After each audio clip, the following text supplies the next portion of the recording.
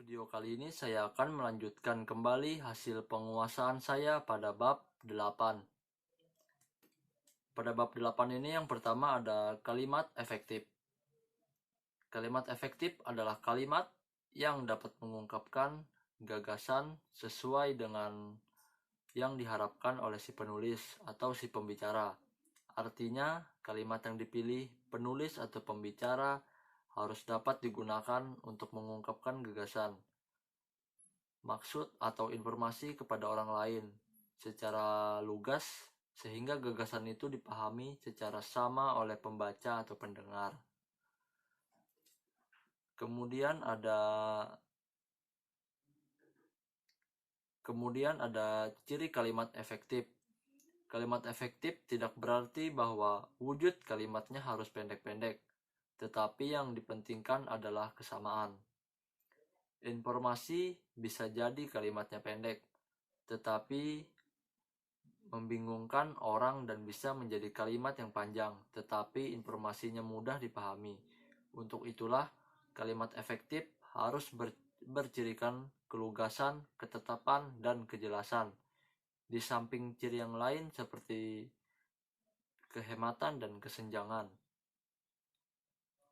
Kemudian selanjutnya ada kelugasan.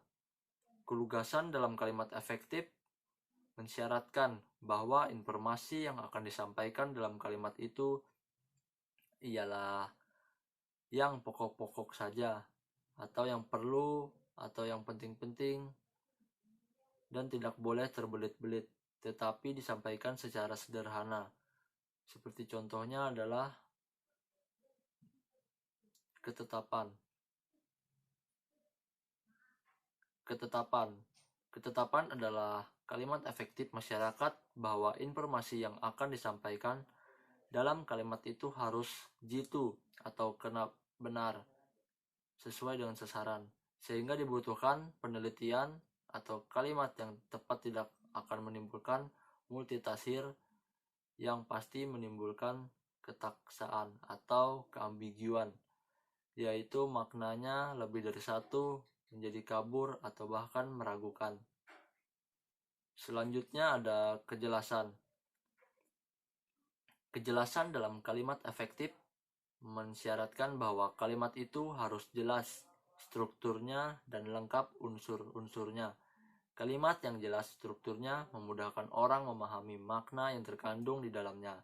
Tetapi ketidakjelasan struktur bisa jadi menimbulkan kebingungan orang untuk memahami makna yang terkandung di dalam contohnya.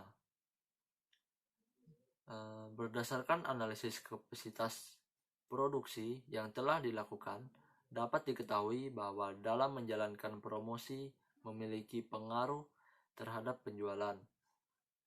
Struktur yang tidak jelas dapat menyebabkan kalimat menjadi tidak efektif. Misalnya kalimat tak bersubjek atau tak berpredikat, tak berobjek, dan tak berpelengkap. Struktur kalimat yang mengakibatkan ketidakefektifan dapat pula disebabkan oleh penggunaan konjungsi subordinatif sehingga menyebabkan ketidakjelasan klausa utama dalam kalimat tersebut, seperti penggunaan penghubung berikut secara berlebihan.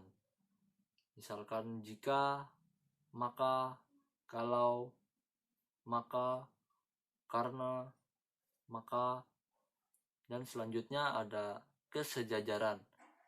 Kesejajaran dalam kalimat efektif mensyaratkan bahwa bentuk dan struktur yang digunakan dalam kalimat efektif harus paralel, sama atau sederajat dalam hal bentuk kesejajaran, terutama terletak pada penggunaan imbuhan. Sedangkan dalam hal struktur, kesejajaran terletak pada klausa-klausa yang menjadi pengisi dalam kalimat majemuk.